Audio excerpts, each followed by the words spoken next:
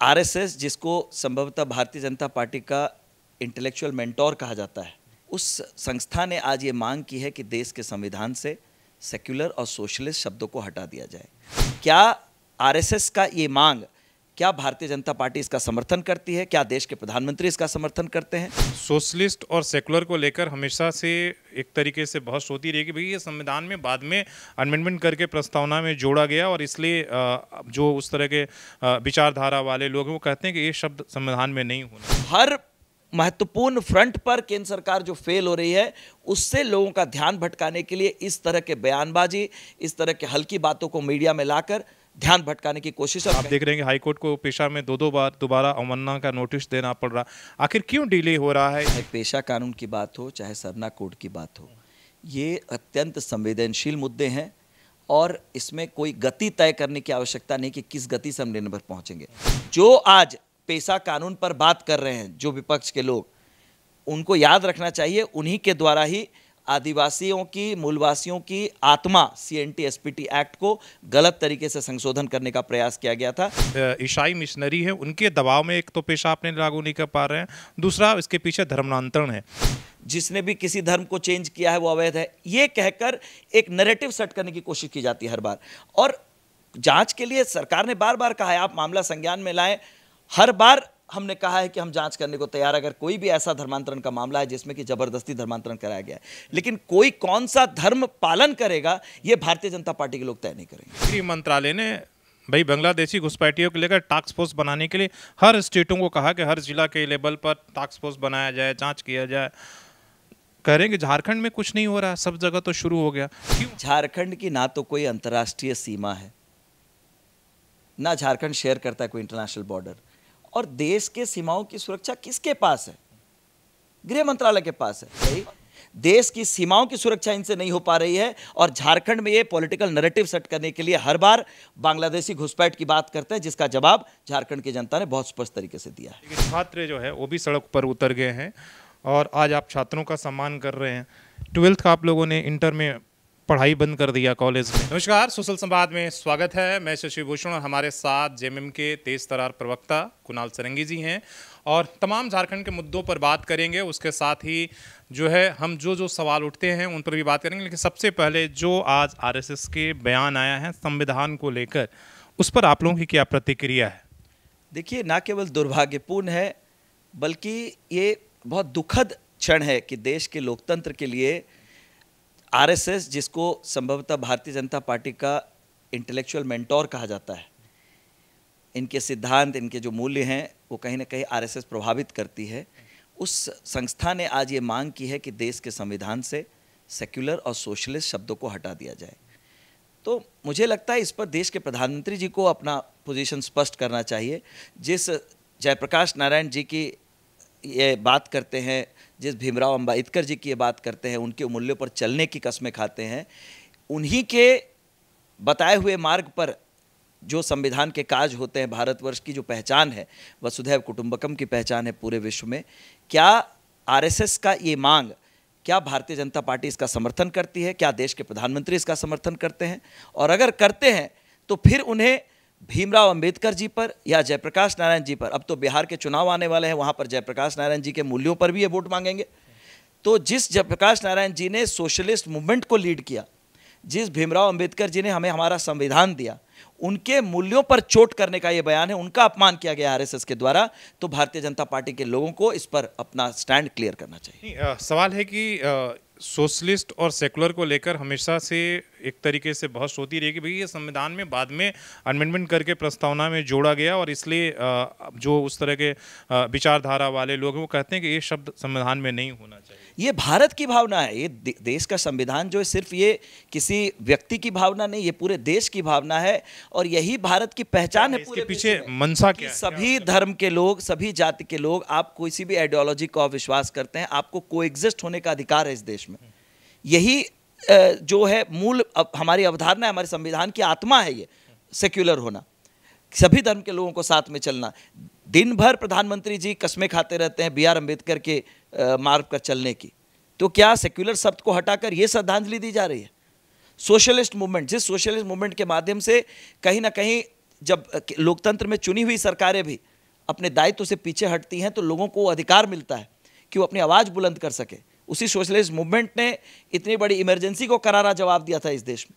तो क्या ऐसे मूल्यों पर अब आरएसएस के गाइडेंस में भारतीय जनता पार्टी इसमें भी बदलाव करना चाहती है? इसके पीछे क्या दिक्कत, क्या आपको लगता है, क्यों कोई सीधे चाहता तौर है, पर- मंशा क्या है? सीधे तौर पर देश को धार्मिक और भावनात्मक मुद्दों में उलझाकर जो मुख्य मुद्दे हैं जिस पर आज केंद्र की सरकार घिरती दिख रही है, चाहे वो स्वास्थ्य की बात हो। आज आयुष्मान योजना का पैसा नहीं मिलने के कारण अस्पतालों ने इलाज बंद कर दिया है। सिर्फ झारखंड में नहीं, उड़ीसा में भी ये स्थिति है। तो आज बेरोजगारी चरम पर है, महंगाई चरम पर है। ग्लोबल डिप्लोमेसी की क्या हश्र हुआ है ऑपरेशन सिंदूर के बाद, आप खुद देख सकते हैं। जिस डोनाल्ड ट्रंप ने घोषणा की हमारे देश और पाकिस्तान के बीच में युद्ध विराम की, वो डोनाल्ड ट्रंप पाकिस्तान के साथ संधि कर रहे हैं, पाकिस्तान को यूएन सिक्योरिटी काउंसिल में जगह दिलवाने में मदद कर रहे हैं। तो अब भारत की ग्लोबल डिप्लोमेसी कहाँ गई है? तो हर महत्वपूर्ण फ्रंट पर केंद्र सरकार जो फेल हो रही है, उससे लोगों का ध्यान भटकाने के लिए इस तरह के बयानबाजी, इस तरह के हल्की बातों को मीडिया में लाकर ध्यान भटकाने की कोशिश, और कहीं ना कहीं सीधे तौर पर इन लोगों ने बी.आर. अम्बेडकर का और जयप्रकाश नारायण जी का अपमान किया है आरएसएस ने। हम लोग झारखंड के मुद्दों पर लौटते हैं। सवाल तो आपसे भी बहुत सारा है, इसलिए कि दोबारा आपकी सरकार सत्ता में आई है, बहुत सारे प्रोमिसेस है था कि पहला चलो पूरा सत्र आपका चल ईडी सीडी और ये सब तमाम चीज़ों में चल गया, इस बार आप लोग डिलीवर करेंगे, लेकिन वो इच्छा शक्ति दिखती नहीं है सरकार। किसी भी मामले पर आप लोग, नीति निर्माण का मामला हो, आप देख रहे हैं कि हाईकोर्ट को पेशा में दो बार दोबारा अवमानना का नोटिस देना पड़ रहा। आखिर क्यों डिले हो रहा है चीज़ों को, आप क्यों नहीं समय पर डिलीवर पा रहे हैं? पेशा को क्या क्या दिक्कत है? देखिए, पहले तो मैं स्पष्ट कर दूं, चाहे पेशा कानून की बात हो, चाहे सरना कोड की बात हो, ये अत्यंत संवेदनशील मुद्दे हैं और इसमें कोई गति तय करने की आवश्यकता नहीं कि किस गति से हम निर्णय पर पहुँचेंगे। निश्चित रूप से उस पर जो यहाँ के आदिवासी मूलवासियों की भावना है उसके सम्मान करते हुए ही उस पर निर्णय होगा, जिस तरह से पहले भी निर्णय हुए हैं। और सरना कोड पर तो हमने अपनी स्थिति पूरी तरीके से स्पष्ट कर दी है। विधानसभा से प्रस्ताव पारित कर भेजा जा चुका है। एसटी कमीशन में भी रेकमेंड किया है कि जो आदिवासी समुदाय के लोग जो मूर्ति पूजा में विश्वास नहीं रखते हैं, जो प्रकृति के पूजक हैं, उनके लिए पैरेलल धर्म कोड की आवश्यकता है और ये मिलना चाहिए। अब ये केंद्र सरकार के पाले में, केंद्र सरकार को निर्णय लेना है इस पर। पेशा कानून की बात है, माननीय मुख्यमंत्री महोदय ने उच्च स्तरीय कमेटी गठित कर उच्च स्तरीय कमेटी के माध्यम से सभी पहलुओं को जो पेशा कानून से जुड़े हुए हैं उन पर एक समन्वय बनाते हुए, एक राय बनाते हुए बहुत जल्द निर्णय लेने की बात कही है। और उन पर हमें विश्वास रखना चाहिए, ना कि जो आज पेशा कानून पर बात कर रहे हैं जो विपक्ष के लोग, उनको याद रखना चाहिए उन्हीं के द्वारा ही आदिवासियों की, मूलवासियों की आत्मा CNT SPT एक्ट को गलत तरीके से संशोधन करने का प्रयास किया गया था, जिसका ना केवल सामाजिक और राजनीतिक परिणाम झारखंड को झेलना पड़ा, बल्कि चुनावी परिणाम भी, जो भारतीय जनता पार्टी का सफाया 19 में हुआ और 24 में भी हुआ है, क्योंकि आदिवासी समुदाय के हृदय में वो डर इन लोगों ने उत्पन्न किया है, स्थापित किया है कि अगर इनकी सत्ता आती है तो आदिवासियों की जल जंगल जमीन की सुरक्षा नहीं हो पाएगी। यही कारण है कि अब फ्रस्ट्रेशन में आकर वो बयानबाजी कर रहे सरकार। आपने कहा कि भाई पिछली सरकार का, राज्य के पूर्व मुख्यमंत्री रघुवर दास कल रांची में और यहाँ जमशेदपुर में प्रेस कॉन्फ्रेंस की और पेशा को लेकर उन्होंने करारा हमला, दो कारण जो उन्होंने बताया। एक तो विदेशी धर्म, मतलब उनका निशाना था कि भाई जो ईसाई मिशनरी है उनके दबाव में एक तो पेशा अपने लागू नहीं कर पा रहे हैं, दूसरा इसके पीछे धर्मांतरण है। इन दो कारणों से आप लोग जो है वोट बैंक के चलते पेशा कानून लागू नहीं कर रहे हैं। पहली बात तो मुझे लगता है इतने बड़े संवैधानिक पद पर रहने के बाद आदरणीय रघुवर दास जी को इस तरह के शब्दों के उपयोग से बचना चाहिए। विदेशी धर्म, मैं खुली चुनौती देता हूं भारतीय जनता पार्टी के नेताओं को, ये बताएं कि इनके बच्चे कितने वैसे विदेशी धर्म के विद्यालयों या अन्य शिक्षण संस्थानों में इन्होंने पढ़ाई करवाई है अपने बच्चों की। तब ये विदेशी धर्म, आखिर भारत में ये किस विदेशी धर्म की बात कर रहे हैं? इन्हें स्पष्ट करना चाहिए कि किस धर्म को टारगेट करने की कोशिश हो रही है। इस देश में संविधान ने हमें, यही कारण है कि आरएसएस ने आज धर्मनिरपेक्ष शब्द को हटाने की बात कही है। यही मूल्य है इनके कि सभी धर्म को आपस में, सभी धर्मों को लड़ाकर और एक राजनीतिक उसका लाभ लेने की कोशिश की जाए। स्पष्ट करें किस विदेशी धर्म की बात कर रहे हैं। जो क्रिश्चियन, मैं तो कह रहा हूं अगर मिशनरी है तो भारतीय जनता पार्टी के नेताओं को बताना चाहिए। आज हर बात पर विदेशी धर्म को खींचने वाले ये बताएं, उनमें उनके बच्चों में से कितने ऐसे बच्चे हैं जिन्होंने विदेशी धर्म से संचालित वैसे विद्यालयों में या शिक्षण संस्थानों में शिक्षा प्राप्त की, उन्हें स्पष्ट करना चाहिए। ये दोहरापन है चरित्र का। और जिस विदेशी धर्म की वो बात कर रहे हैं, उन्हीं के पोप का जब निधन हुआ था तो प्रधानमंत्री जी ने अपनी श्रद्धांजलि अर्पित की थी। तो किसी एक व्यक्ति के किसी काम को लेकर आप पूरे धर्म को जनरलाइज कर दें, ये एक इनकी टेक्निक है लोगों का ध्यान मुख्य मुद्दों से भटकाने की। और झारखंड में, जैसा मैंने पहले भी कहा, आदरणीय रघुवर दास जी के कार्यकाल में आपने खुद देखा था, सीएनटी एसपीटी को संशोधित करने की कोशिश हुई थी, और उसका जवाब यहाँ के आदिवासी समुदाय ने बहुत ही बेहतरीन ढंग से इन लोगों को दिया। कहते हैं कि भाई, आप कह रहे हैं कि एसपीटी कानून इतना है, वो कह रहे हैं कि सीएम अभी गए थे वो संथाल, उन्होंने कहा कि बरहेट में जो सीएम का विधानसभा है वहाँ पर आप देखिए जितना एसपीटी कड़ा कानून है, वहाँ पर आप कह सकते हैं कि कई 100 एकड़ में मदरसे बन रहे हैं आदिवासियों के ज़मीन पर, और मुख्यमंत्री या आपकी सरकार कुछ नहीं करती। क्या वो एसपीटी एक्ट का उल्लंघन नहीं है? देखिए, पहले तो मैं स्पष्ट कर दूँ, ये जो बार बार धर्मांतरण की बात ये लाते हैं, इस देश में संविधान ने अधिकार दिया है, आप जिस धर्म का भी अनुपालन करना चाहें आप कर सकते हैं। अगर ऐसे किसी कारण से आपको धर्म परिवर्तन कराया गया है, चाहे आर्थिक लाभ देकर या दबाव देकर, तो निश्चित रूप से उस पर बात होनी चाहिए, उस पर उसकी आलोचना भी होनी चाहिए। लेकिन एक ही आप कह सकते हैं, एक ही बात में सारे जो धर्मांतरण हुए हैं वो अवैध हैं, जिसने भी किसी धर्म को चेंज किया है वो अवैध है, ये कहकर एक नैरेटिव सेट करने की कोशिश की जाती है हर बार। और जांच के लिए सरकार ने बार बार कहा है आप मामला संज्ञान में लाएं। हर बार हमने कहा है कि हम जांच करने को तैयार, अगर कोई भी ऐसा धर्मांतरण का मामला है जिसमें कि जबरदस्ती धर्मांतरण कराया गया है। लेकिन कोई कौन सा धर्म पालन करेगा ये भारतीय जनता पार्टी के लोग तय नहीं करेंगे।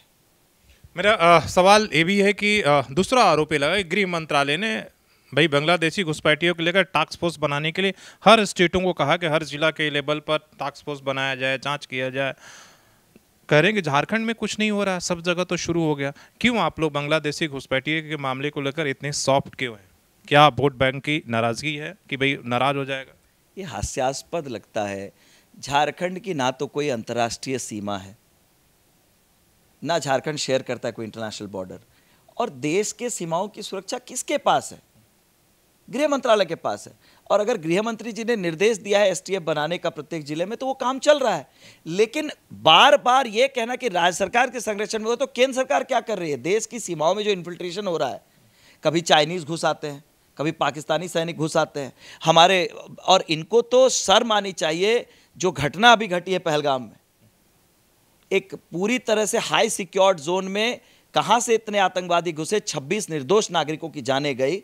देश की सीमाओं की सुरक्षा इनसे नहीं हो पा रही है, और झारखंड में ये पॉलिटिकल नैरेटिव सेट करने के लिए हर बार बांग्लादेशी घुसपैठ की बात करते हैं, जिसका जवाब झारखंड की जनता ने बहुत स्पष्ट तरीके से दिया है। एक सवाल है कि कहा जाता है कि भाई आदिवासियों की सरकार है, हेमंत सोरेन की सरकार है, उनकी हितैषी सरकार है, और लेकिन इस बार जब दूसरी बार जो है आपके कार्यकाल शुरू होगा, किसी न किसी मुद्दे पर रांची से लेकर ये तक सड़कों पर आदिवासी संगठन, वो पेशा का मामला हो, सिमरटोली का मामला हो, नगड़ी का मामला हो, उस सड़क पर उतर के आंदोलन कर रहे हैं। क्या आपके कामकाज से वो नाराज है? क्यों आखिर उनको सड़कों पर उतरना पड़ रहा है? देखिए, माननीय मुख्यमंत्री महोदय ने बहुत स्पष्टता के साथ इस बात को कहा है कि किसी भी सूरत में आदिवासी समाज की भावना को आहत नहीं होने देंगे, और ना ही उन्होंने कभी आहत होने दिया है। लेकिन चंद लोग अगर अपनी राजनीतिक रोटी सेकने के लिए विकास के काम में बाधक बनेंगे और उसे आदिवासी अस्मिता को बचाने का नाम देंगे या आदिवासी समुदाय के साथ खिलवाड़ होने का नाम देंगे, तो ये सरकार उसे बर्दाश्त नहीं करेगी। सिरमटोली फ्लाईओवर का उद्घाटन ये बिल्कुल एक स्पष्ट संदेश है वैसे लोगों को जो उन्होंने सिर्फ आदिवासियों के हित को लेकर कभी काम नहीं किया, सिर्फ राजनीति की है। नगड़ी में जो भी आंदोलन चल रहा है रिम्स 2 को लेकर, देखिए रिम्स 2 पे भी उन्होंने स्पष्ट किया है कि अगर ऐसी कोई बात है सरकार उसे संज्ञान में लेगी, लेकिन विकास के काम को सिर्फ राजनीति करने के लिए अगर चंद लोग अपनी राजनीति चमकाने के लिए अवरोध करना चाहेंगे तो कठोरता के साथ उनके साथ निपटा जाएगा। एक सवाल बहुत ज़रूरी है, इसलिए कि छात्र जो है वो भी सड़क पर उतर गए हैं और आज आप छात्रों का सम्मान कर रहे हैं। 12th का आप लोगों ने इंटर में पढ़ाई बंद कर दिया कॉलेज में, उसको लेकर बहुत छात्र नाराज, ऐसा क्यों आप लोगों ने फैसला लिया? शशि जी, मैं आपका बहुत सम्मान करता हूं और मैं आग्रह करूंगा आपसे कि इस शब्द का जो आपने इस्तेमाल किया कि हम लोगों ने बंद किया है, कल कुछ छात्राओं ने भी मुझे कॉल किया था कि आपकी सरकार हमें पढ़ाई नहीं करने देना चाहती है। मैं वैसे लोगों को भी ये स्पष्टता के साथ बताना चाहता हूँ कि जो चिट्ठी है ये राज्यपाल महोदय ने जारी की है। और इसलिए जारी की है क्योंकि केंद्र सरकार नई शिक्षा नीति न्यू एजुकेशन पॉलिसी 2020 को इम्प्लीमेंट करना चाहती है और उन्होंने कहा है कि केंद्र सरकार के निर्देश पर ये नई शिक्षा नीति आएगी, इसलिए इसके आधार पर अब जो डिग्री कॉलेजेस हैं या विश्वविद्यालय हैं वहाँ पर इंटरमीडिएट की पढ़ाई नहीं हो सकती है, सिर्फ विद्यालयों में होगी। तो ये स्पष्ट है कि केंद्र सरकार के निर्देश पर हो रहा है। नई एजुकेशन पॉलिसी में ये भी बात है कि 2026 तक उसे इम्प्लीमेंट करना है, लेकिन जितने भी गैर भाजपा दल शासित राज्य हैं वहाँ पर एक सुनियोजित तरीके से राज्य सरकार को बदनाम करने की कोशिश में झारखंड में भी वही परंपरा की शुरुआत गवर्नर महोदय ने की है और इसी साल 2025 में ही इन्होंने आदेश जारी कर दिया कि अब इंटरमीडिएट की पढ़ाई सिर्फ विद्यालयों में होगी।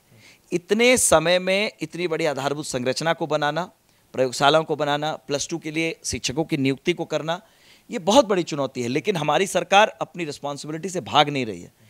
अभी तत्कालिक तौर पर हम लोगों ने हमारी सरकार ने सभी उपायुक्तों को निर्देश दिया है कि 5 किलोमीटर के रेडियस में जो भी जैक से संबंधित या अनुमति प्राप्त या प्रस्वीकृति प्राप्त शिक्षण संस्थान है उसमें उन्हें अकोमोडेट किया जाए। जो उत्क्रमित विद्यालय हैं, +2 उत्क्रमित विद्यालय हैं, उनमें उन्हें अकोमोडेट किया जाए। तो किसी भी छात्र छात्राओं को इस कानून के तहत वो पढ़ाई के अपने अधिकार से वंचित नहीं रहे, ये सुनिश्चित करने का काम राज्य सरकार कर रही है। और अगले 4-5 महीनों में +2 में शिक्षकों की नियुक्ति, 1500 से ज़्यादा +2 में शिक्षकों की नियुक्ति की जा रही है, उसकी प्रक्रिया जारी है और सभी पंचायत में कम से कम एक +2 का विद्यालय हो, ये भी सुनिश्चित हम करने जा रहे हैं। और जो लोग पहले ऐसे डिग्री कॉलेजेस में या विश्वविद्यालय में इंटर के संस्थानों से जुड़े हुए थे, चाहे वो टीचिंग हो, नॉन टीचिंग हो, उनको एकोमोडेट करने का भी प्रयास सरकार कर रही है ताकि वो लोग सड़क पर ना आ जाए। तो ये तमाम चीज़ें राज्य सरकार अपनी कैपेसिटी में कर रही है, लेकिन मेरा प्रश्न आपके माध्यम से होगा, क्या बच्चों को शिक्षित करने की जिम्मेदारी सिर्फ राज्य सरकार की है? क्या केंद्र सरकार की नहीं है? अगर उन्हें एक टाइम लिमिट के अंदर नई एजुकेशन पॉलिसी को इम्प्लीमेंट करना है तो हैंड होल्डिंग का भी काम उन्हें करना चाहिए। हैंड होल्डिंग तो छोड़ दीजिए, झारखंड के स्वीकृति प्राप्त जो हमें अनुदान मिलना चाहिए केंद्र सरकार से 25,000 करोड़, वो बचा हुआ है। पूरी जो राशि हमारी बकाया है, रॉयल्टी की राशि, माइंस की जो रॉयल्टी की राशि है 1,36,000 करोड़ से ज़्यादा है, वो केंद्र सरकार के पास बकाया है। उसके भुगतान को लेकर ये कोई बात नहीं करते, लेकिन जैसा कोविड के समय में बिना तैयारी के लगा दिया लॉकडाउन, जैसे GST को लगा दिया, जैसे नोटबंदी की घोषणा कर दी, उसी क्रम में अब 2026 जो कि डेडलाइन थी इस न्यू एजुकेशन पॉलिसी में इंटरमीडिएट की पढ़ाई को डिग्री कॉलेजेस और विश्वविद्यालय में बंद करने की, उसके पहले ही बिना तैयारी का मौका दिए राज्य सरकार को बदनाम करने के लिए गवर्नर के माध्यम से केंद्र सरकार ने साजिश की है। चलिए, धन्यवाद। इन तमाम मुद्दों पर बेबाकी से जवाब देने के लिए, पेशा हो या सरना धर्म कोड हो या तमाम जो आंदोलन है या इंटरमीडिएट की पढ़ाई जो बंद हुई है, उस तमाम मुद्दों पर आपने बेबाकी से राय दी। आगे फिर किसी मुद्दे पर हम बातचीत करेंगे। आपकी क्या राय, आप कमेंट करके ज़रूर बताइएगा। अपने सहयोगी सोनू के साथ शशि भूषण, सुसल संवाद न्यूज़, झारखंड।